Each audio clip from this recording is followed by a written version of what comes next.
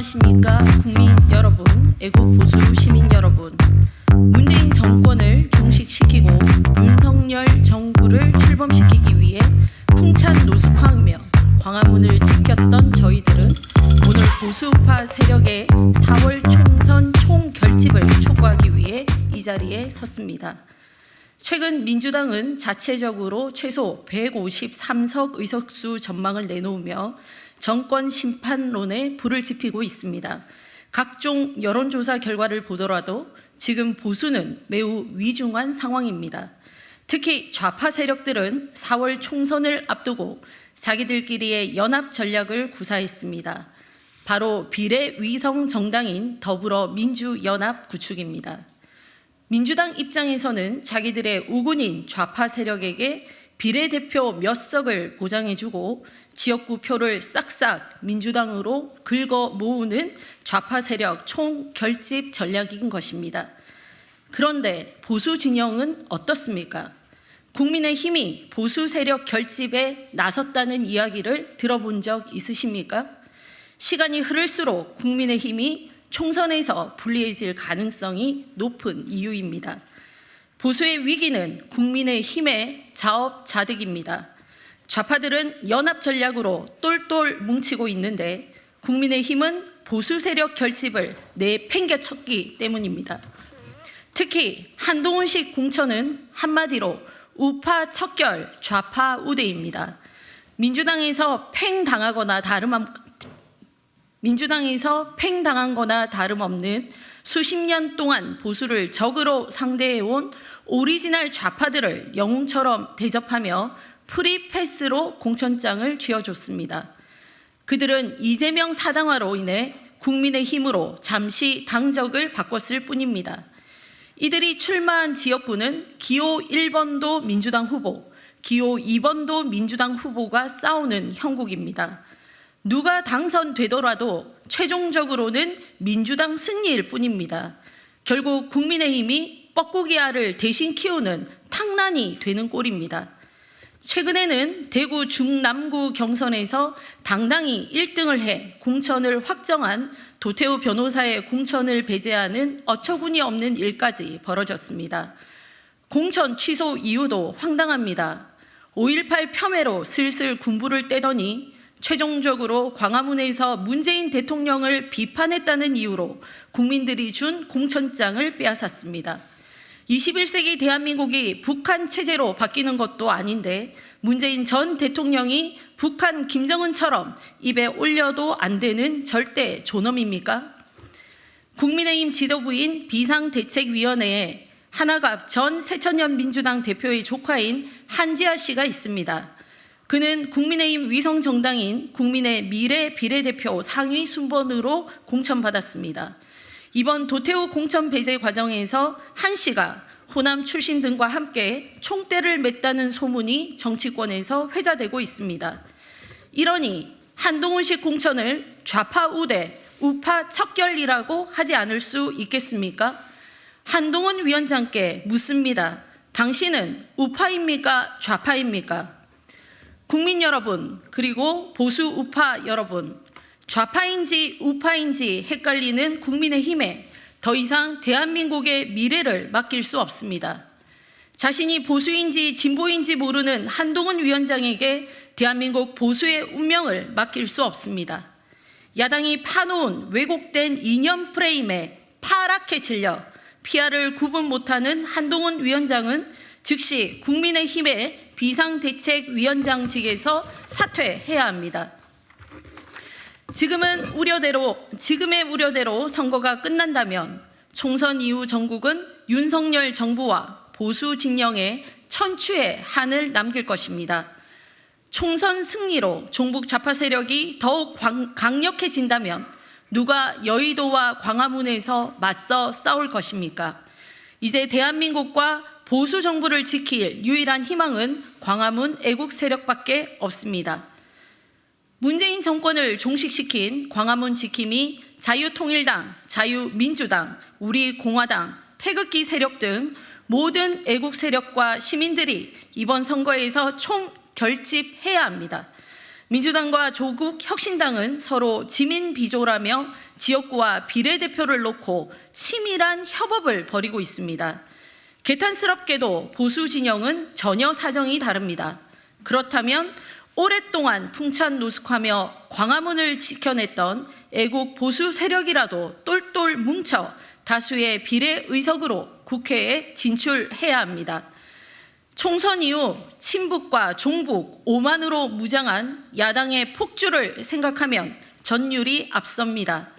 정말 다행스럽게도 18일 발표된 리얼미터 여론조사에서 자유통일당이 비례대표 의석 확보선인 3% 선을 훌쩍 넘어 4.2%를 기록하며 애국 보수 세력에게 다시 없는 국회 진출의 청신호를 알렸습니다. 모든 보수애국 시민 여러분, 백척간두에 처해 있는 대한민국과 보수의 가치를 위해 우리라도 크고 작은 생각의 차이를 넘어 하나가 됩시다. 흩어지면 죽지만 뭉치면 대한민국의 희망을 다시 쏘아 올릴 수 있습니다. 감사합니다. 2024년 3월 19일 대한민국 광화문 애국세력 시민일동 자유통일당 대표 장경동 목사입니다. 국회를 보면서 적은 수의 국회의원이 얼마나 힘든가를 다 아는 상식으로, 제가 아는 상식, 선거법 재판은 6개월 안에 끝내야 되는 걸로 알고 있습니다. 임기가 다 끝나가도 재판이 끝나지 않습니다. 이거는 자타가 공인하는 잘못된 것이 집행되고 있는 겁니다. 그럼에도 아무도 반발하지 못합니다. 수십 년 동안을 보수 세력에서 일했던 아주 훌륭한 분이 어제 한 얘기입니다. 지금 보수의 정체성이 맞는가? 이게 정말 보수 정치가 맞는가? 본인도 의심스럽답니다. 그나마 강력하게 지금 대한민국의 보수 세력을 지지하는 당이 자유통일당이라고 저는 확신합니다. 분열한다? 아니에요. 연합해서 합력하려고 합니다. 연합할 수 있도록 해 주십시오. 그리고 보수의 정체성을 지켜가십시오. 한 사람의 이익도 중요하지만 나라의 이익이 더 중요합니다. 지금 남한과 미국이 훈련합니다. 어떤 분은 이렇게 말합니다. 전쟁 연습이라고. 우리가 북한을 쳐들어갈 확률은 1%도 없습니다. 만에 하나라도 나라 지키기 위하여 하는 훈련입니다. 나라 지키는 훈련을 전쟁 연습으로 매도하는 그런 분이 국회의원이 맞겠습니까? 아무쪼록 부탁드립니다. 촛불 통해서 국회의원도 되고 대통령이 되듯 태극기 통해서 국회의원도 되시고 대통령도 되십시오.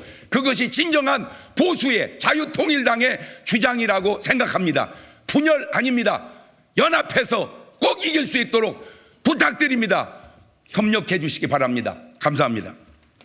예, 저는 신의 안수의 신혜식이고 대표를 역임하고 있는데요. 저도 과거에 언론 활동을 했기 때문에 최근에 이 보수 우파 상황에 대해서 말씀을 좀 드리고 싶습니다. 이번 총선은 대한민국을 지키는 세력과 대한민국을 파괴하는 세력의 싸움입니다. 그래서 우리 보수 우파는 전통적으로 국민의힘을 지지해 왔고 또 잘하기를 바랬습니다. 그러나 한동훈 비대위 체제가 들어서고 난 뒤 공천이 이루어지고 어제 비례대표 공천까지 마감이 됐습니다. 그 모습을 보면서 도대체 대한민국 보수는 어디로 가고 있나?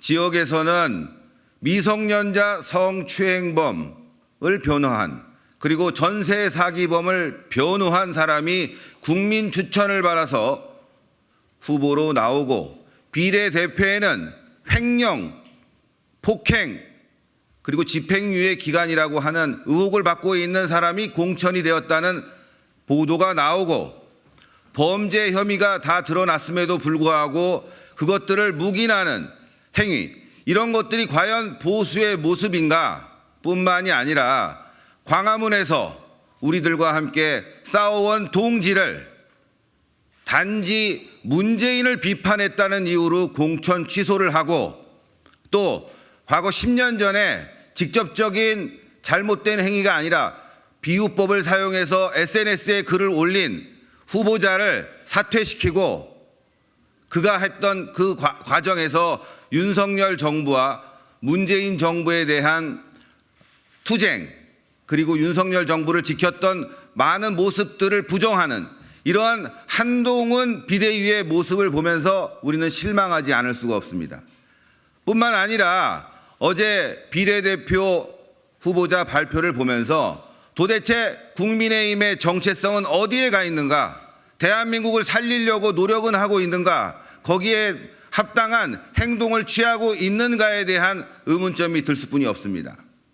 뿐만 아니라 한동훈 비대위원장은 오늘 이번 40 총선에서 패배하면 윤석열 대통령은 역사의 죄인이 될 거라는 어처구니 없는 막말을 했습니다. 공천권을 모두 손에 쥐고 심지어 국민의힘뿐만이 아니라 국민의 미래에 당직자를 보내서 공천권을 키를 쥐고 공천을 엉망진창으로 만들어 놓은 한동훈 비대위원장이 윤석열 정부를 비판할 일은 아니다.